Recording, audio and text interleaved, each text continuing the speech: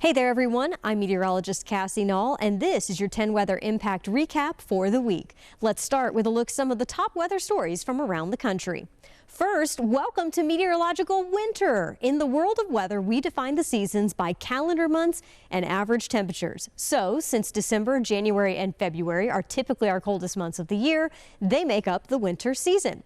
In addition to having chilly temperatures, by the averages, winter is also our wettest season of the year. Now, long-range outlooks for December reflect an active pattern with confidence in the possibility of above-average precipitation across the southeast and also equal chances of both above or below average temperatures here across our region.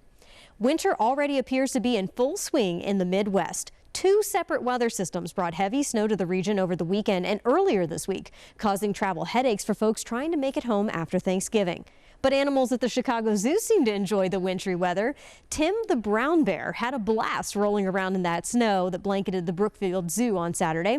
And the bison also were not bothered by the cold temperatures either. Now, Chicago O'Hare International Airport recorded 8.4 inches of snow on the 29th, the most snow recorded in a single day in the month of November on record in the Windy City. In Minnesota, with snow on the beach, surfers were out on the waves in Duluth on the day before Thanksgiving. A handful of surfers were seen around Brighton Beach trying to catch waves on Lake Superior. Wearing wetsuits, they went into the water in extremely cold temperatures. One surfer said he's been doing this for 4 winters now, and the feeling is still exhilarating. I will take his word for it. In Wisconsin, snow sculptures are beginning to come together on one man's yard. Every year, Jeff Schobert uses his creative mind to make art out of snow on his lawn. When the first flakes fall, he starts out small. But as the snow gets heavier and better for packing, his ideas are endless. He plans to create around 100 snow sculptures on his property this winter season. And while folks in the Midwest are making the best of the wintry weather, the second of 2 storm systems really packed a punch when it moved through the Northeast. Aaron McLaughlin has an overview of the impacts. Overnight, a fast-moving storm slamming the East Coast, dumping up to 10 inches of snow in some areas. The first blast of winter for many, wreaking havoc on the roads. In Connecticut, a tractor-trailer overturning on the ice, causing a massive backup. And another highway in Pennsylvania shut down after multiple trucks crashed. Put on your flashing hazard lights, stand well clear of approaching traffic. Authorities reporting hundreds of emergency calls for accidents and stalled vehicles. In West Virginia, a dramatic rescue. Multiple callers advise that the semi is hanging off of the bridge. Debris everywhere. After a big rig slid off the side of a bridge. According to reports, the truck's load of bricks, the only thing keeping the tractor trailer from completely falling. The driver hanging precariously for over 5 hours before being pulled to safety. Across the Northeast, snowplows in overdrive. A lot messier than what I thought it was going to be. While others hunkered down to ride out the storm, with ice melt and snow shovels flying off shelves at this hardware store in Connecticut. Oh, we've been super busy. Business may be good, but some customers wish the snow stayed away. It's a little too early for me. After Christmas is good, right around Christmas is good. But for others, the storm providing the first fun of the season. Snowmen, hot cocoa, finishing up the Christmas decorations inside. It's the perfect snow day. And some chilly traditions. In the first storm of the year, I always wear shorts. It's just a very New England thing. That is definitely a New England thing. Meanwhile, in Colorado, Denver has finally seen its first snowfall of the season. Now, while this may not sound like a major milestone, the average date for the Mile High City's first snow is actually October 18th. The first flakes fell this year on November 29th, making this the second latest first measurable snowfall on record in Denver.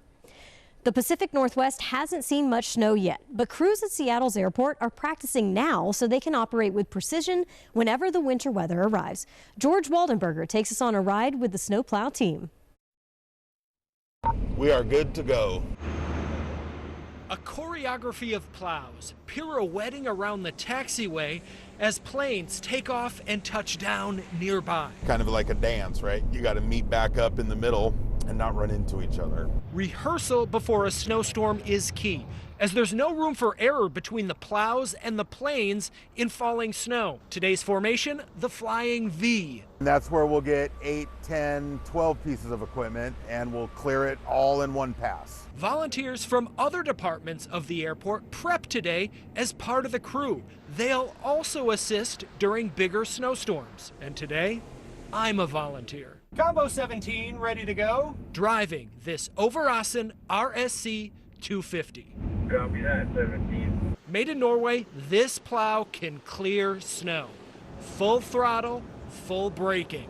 Not only am I maneuvering my big vehicle here, I also use this to change the placement of the snowplow. Stay in tight formation. So I'll cheat out a little bit farther than they do. Yep. This is all as the planes are landing. 3 runways, the longest over 2 miles, along with numerous taxiways. Dry runs on a dry day are one thing. Once it's snowing, it's a different ballgame. Plow velocity 15 miles per hour as visibility can drop in an instant. Our goal is 30 minutes or less on a runway to clear it. As soon as we're done, it's opened and they're right back on it, and we're closing the next runway and getting on that one. We keep this place going under any condition. The 2025 Atlantic hurricane season ended on November 30th, and for the first time since 2015, the U.S. was spared from any hurricane landfalls. There were 13 named storms this year, with 5 of those becoming hurricanes and 4 reaching major Category 3 or higher status. Now, those numbers are pretty close to the preseason forecast and near the long-term averages. But the hurricanes that formed were especially strong and long-lived this season. There were 3 Category 5 hurricanes this year, more than any other season besides 2005. One of those Category 5 storms was Melissa, which tied for the strongest landfalling Atlantic Basin hurricane on record, with winds of 185 miles per hour when it hit Jamaica in late October. Meteorologists analyzing storm forecasting at the end of season say that there's one model that stands out above the rest. The National Hurricane Center says the DeepMind AI model gave forecasters an unusually high degree of confidence that Hurricane Melissa was going to rapidly intensify about 3 days before it struck Jamaica as a Category 5 storm.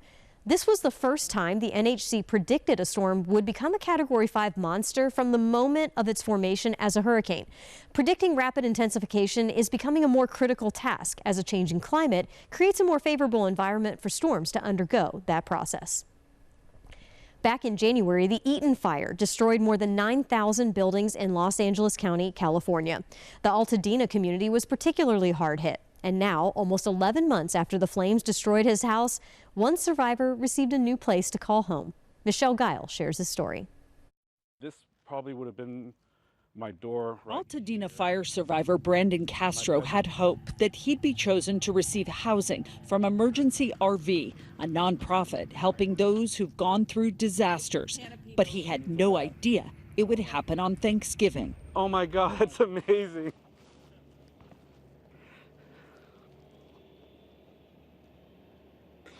You know, it's hard because, I don't have much of a family, and to be able to do this, it's incredible. Castro lost his mom a few months before the fire demolished his neighborhood. We can't go here. The family had lost their insurance. Castro escaped without his shoes as flames surrounded him. He was briefly hospitalized after his feet were badly burned. The home on Pine Street was a total loss. You're not forgotten, man. The father and daughter duo, Woody and Luna Faircloth, who started Emergency RV, have brought trailers and motorhomes to more than 3 dozen Altadena families. It's a place to live as the displaced residents navigate the difficult process of getting back on their feet. Brandon just struck us. He just wrote us a really authentic email telling us about losing his mother before the fire, about being injured in the fire, and how his dream is to have a family of his own someday as an adopted kid. And he just really touched us, and he said, hey, I know you're helping a lot of families and seniors, but if you have, I'll take even a broken down RV because I have this piece of land and I want a chance to rebuild someday. Emergency RV got this donation from a family in Colorado. They had bought the travel trailer during COVID, but used it only once. It made the long journey here to Altadena over the past week to make sure that it was here for the Thanksgiving surprise. As the RV rolled up to Castro's address, there was excitement and joy and a few tears. It couldn't be happening at a better time. His short-term rental ends in December. The trailer, parked on the dirt lot, will be a temporary home. The thing is, it's hope. I don't know how else to describe it but hope. And that's I think what I'm finally kind of getting to, is that it allows me to be in this community, keep helping other people, to apply, like every month I'm not having to think about, where am I going to stay? You got me a little Christmas tree. Castro is already feeling at home, very grateful during this season of giving. In Altadena, Michelle Geely, CBS LA. Back here in East Tennessee, this time last year, owners of 2 Cocke County restaurants were uncertain if they would ever be able to reopen after floodwaters from Hurricane Helene destroyed portions of the city of Newport. Today, those restaurants are back in business. Lauren Lovett shares the story of recovery and how the community came together to support their neighbors in need. From struggling to rebuild last Thanksgiving to serving the community again, it's something Kendall Ball didn't think would happen. Honestly, I didn't think we were going to reopen, and a lot of it was myself. I didn't want to reopen, so I'd actually toyed with the ideal of not doing it. But he stuck with it, working to get his Newport business back to the way it was before the flood. Now he's spending the holiday giving back. Financially, we may not be fully recovered, but if it's volunteering my time, I've got plenty of time. We teamed up with a local organization to provide 100 meals to people in need. Over in Hartford, Michelle Cuellar faced a similar challenge last year. We were digging out still from the flood, ripping out walls, cleaning up mud still from the parking lot, still trying to figure out what was up and what was down. While her cafe is nowhere near what it used to be, she's making progress with a little help. The I-40 construction workers, they have been our saving grace. Some days we'll get 3 of them. Some days it may be 8. But, every little bit of business we can get from them is appreciated as much as they appreciate us being open. Both say it'll take more time for things to return to normal. But the holiday season reminds them to be grateful for where things stand now. We're just happy to be here and, trucking along, keeping it going. I was grateful that although we lost everything, my building stood. Since the flood, every day I wake up and I count my blessings. It's been more than 6 months since one of the strongest and longest track tornadoes tore through the southeast Kentucky area.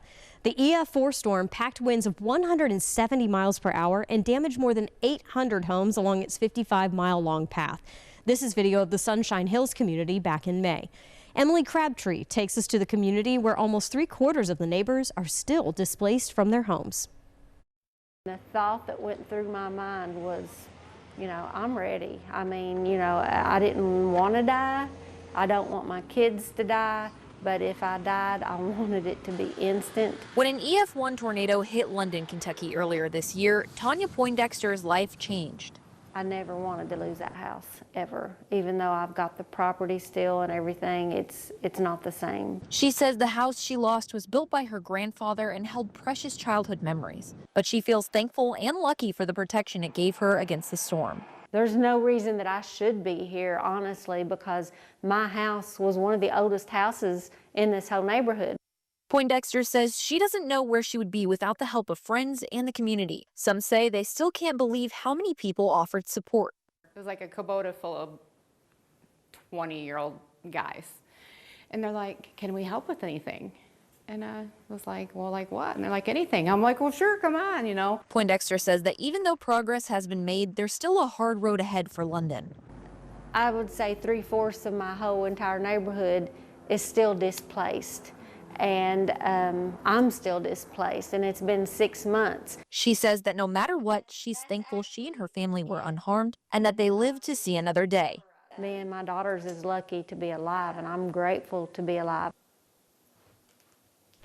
Now let's get a check of your 7-day forecast. We have another system that's going to be moving into the region from the south overnight Thursday night and into the day on Friday. Could get some mixed precipitation in some of our northern areas or potentially in some of the higher elevations, so check back for updates and details for that system. And otherwise, temperatures just generally remain below average all the way into the early parts of next week. Thank you so much for watching. And remember, you can always get the latest in the forecast with the 10 News app. It's free to download in the App Store.